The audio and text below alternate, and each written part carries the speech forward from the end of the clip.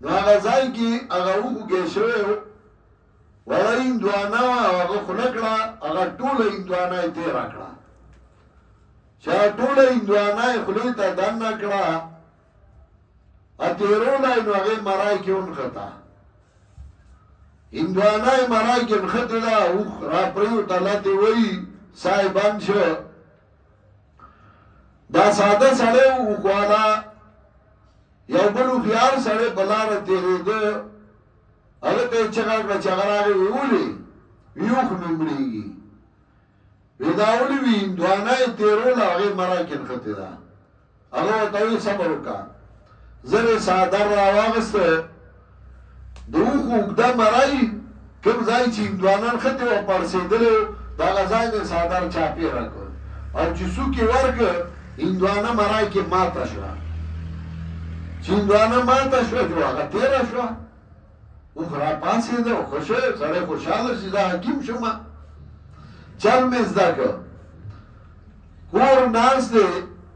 بوډای مور یې هغې ډوډۍ خوړل هغې نوړی ونښته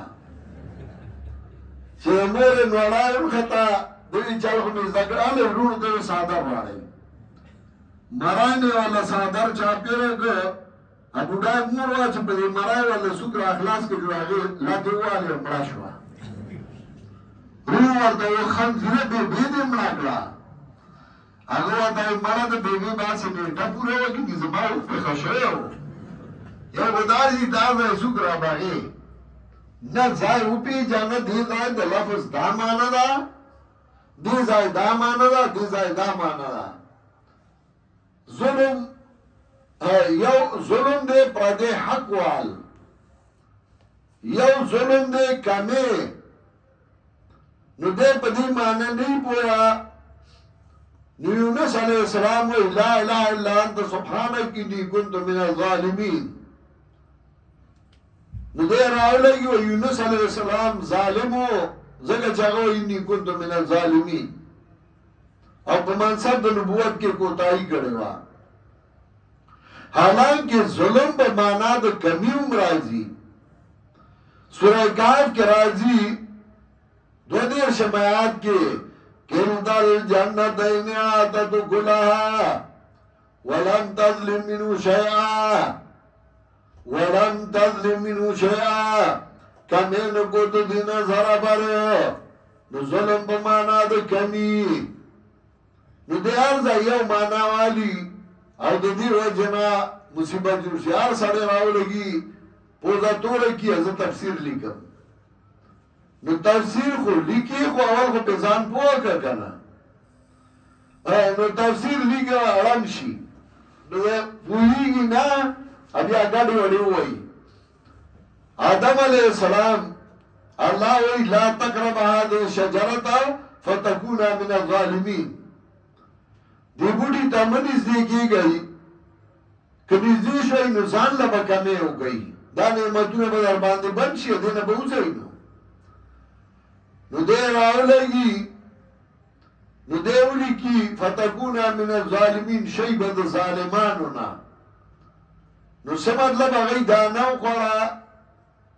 نو آدم علیه السلام معاذ الله ظالم شه د ظالمانو نه شه ښکلی تفسیر دی لیکلی او دا وی شیخ پلانی دے تفسیر لیکلی دے په تفسیر سے پوئیگی نو دو دی مطلب خدا شو چی آدم علیہ السلام دا ظالمانو نشو نا ظلم آل دی مانا دا کمی ځان له او دا به انشاءالله په خپل ځای بیا چې موږ راشو زه بیا تفصیل کوم شیخ القرآن الله دې په رحمتونه ولیږي د هغه کمال دا و چې هغه به سترګې غوړولې سړي له چې تفاسیر خو بلا شوی دي او چې تا ته دا پته وي چې دې رای کې د غلطي کړې ده او دا ځای صحیح دی ته به پوهېږي با محاوره ترجمه او صحیح ترجمه هغه ډېره کمه ده په دې یو بر سپر نه یو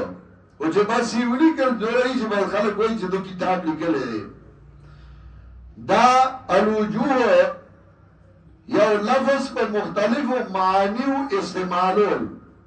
دیدای پا دیمانا دیدای پا دیمانا دیدای پا دیمانا